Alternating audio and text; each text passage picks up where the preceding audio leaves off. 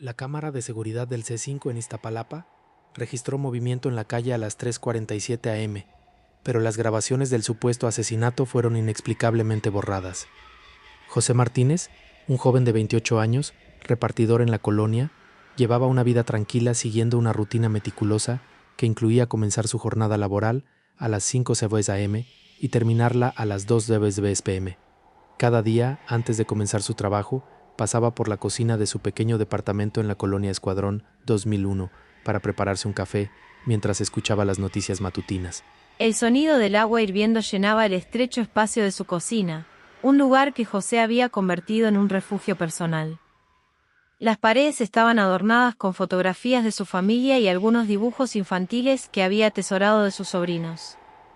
La cafetera borboteaba suavemente, liberando un aroma penetrante que se mezclaba con el leve olor a humedad que siempre parecía persistir en el ambiente. José observaba cómo el vapor se elevaba en espirales, perdiéndose en el aire, mientras el locutor de la radio comentaba las noticias del día. La inseguridad en la capital sigue siendo una preocupación, decía la voz, algo metálica, pero familiar para él, que siempre lo acompañaba en sus mañanas solitarias. El 15 de noviembre comenzó como cualquier otro día, con una excepción: José nunca llegó a su destino. Su motocicleta fue hallada abandonada en una calle poco transitada, cerca de su última entrega programada.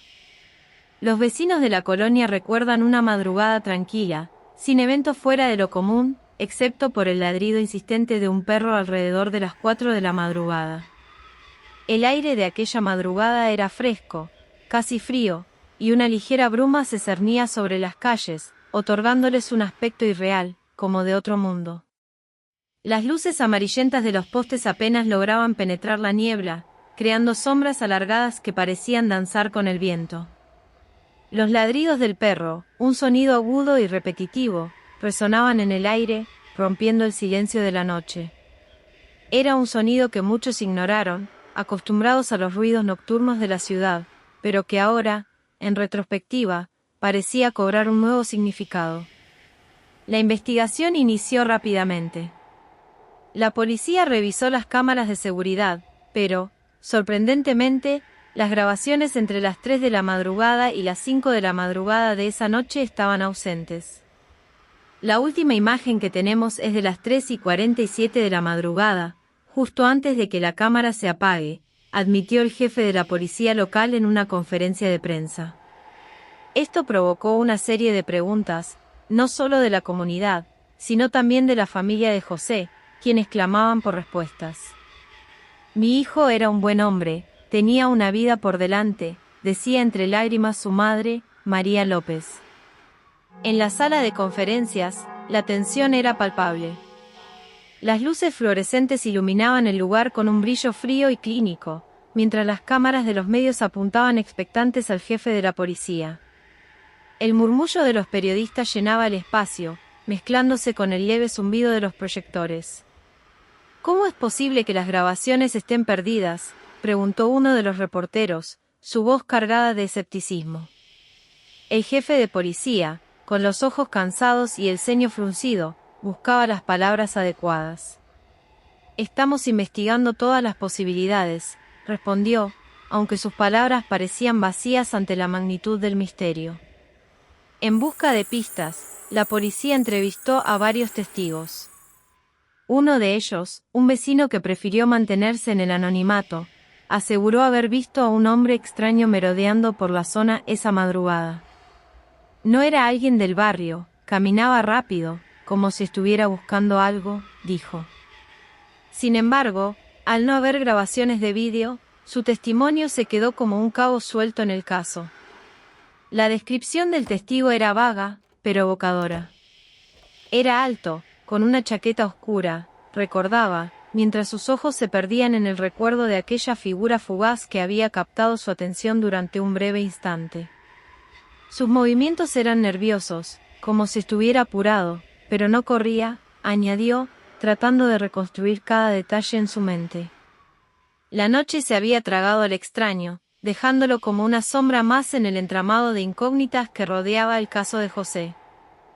La fiscalía manejó la hipótesis de un posible robo, pero al revisar las pertenencias de José no faltaba nada. Su cartera y teléfono fueron hallados en la motocicleta, intactos. Nada tiene sentido, expresó su hermana, Carla Martínez, al revisar las pertenencias de José en el Ministerio Público. Carla recordó la última conversación que tuvo con su hermano, un día antes de su desaparición. Estaba de buen humor, como siempre, pensó, mientras acariciaba la superficie desgastada de la cartera de José. Hablamos de cosas cotidianas, de la familia, de sus planes para el fin de semana, continuó, tratando de aferrarse a esos momentos felices. El teléfono de José, un modelo sencillo y ya algo gastado, yacía sobre la mesa, un recordatorio mudo de las conversaciones que ya no tendrían lugar. Los días pasaron y la tensión aumentaba. Se descubrió que la última persona que vio a José fue su mejor amigo, Luis, quien había estado con él la noche anterior. Luis declaró que José estaba preocupado por unos mensajes extraños que había recibido en su app de mensajería, aunque no dio más detalles al respecto. La policía revisó el teléfono de José, pero todos los mensajes de la última semana habían sido borrados. La familia de José contrató a un investigador privado para escudriñar entre las sombras que el caso había dejado. Luis, con el rostro demacrado por la angustia, relató los detalles de su última conversación con José. Estaba intranquilo, confesó, recordando cómo José había mencionado repetidamente aquellos mensajes misteriosos. Me dijo que eran de un número que no conocía, y que el contenido era perturbador, agregó, mientras su voz se quebraba ligeramente. La ausencia de esos mensajes en el teléfono de José solo añadía más preguntas al enigma, dejando a todos con la sensación de que había piezas faltantes en el rompecabezas. El clímax del caso llegó cuando, al cabo de una exhaustiva búsqueda, el investigador privado descubrió que había un apagón programado para el mantenimiento de la cámara del C5 precisamente esa noche.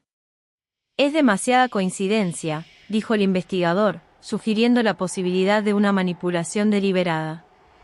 La fiscalía, sin embargo, no tenía registros de tal mantenimiento programado. En su oficina, rodeado de papeles y gráficos, el investigador privado revisaba una vez más los documentos que había logrado reunir. Todo apunta a una intervención intencional, pensó, mientras repasaba las fechas y horas de los supuestos mantenimientos. La idea de que alguien hubiera manipulado el sistema para borrar las grabaciones cruciales le revolvía el estómago, aumentándole la determinación de encontrar la verdad. A pesar de los esfuerzos, el caso de José Martínez sigue siendo un misterio sin resolver. La familia sigue buscando respuestas, mientras la comunidad de Iztapalapa se pregunta si se está haciendo lo suficiente para proteger a sus ciudadanos. En la casa de los Martínez, el ambiente es de desasosiego. María, la madre de José, pasa los días en un estado de vigilia, esperando noticias que nunca llegan. Cada noche cierro los ojos esperando despertar de esta pesadilla, piensa, mientras contempla una fotografía de su hijo sobre la mesa. La imagen de José, sonriendo bajo el sol en un día de campo, parece un cruel recordatorio de la felicidad que alguna vez fue y que ahora se siente tan lejana. La pregunta que permanece es, ¿quién tiene la verdad sobre lo que realmente sucedió esa noche en Iztapalapa? El misterio sigue vivo, alimentado por las sombras y los susurros que recorren las calles, mientras la comunidad mantiene la esperanza de que algún día, las respuestas finalmente salgan a la luz.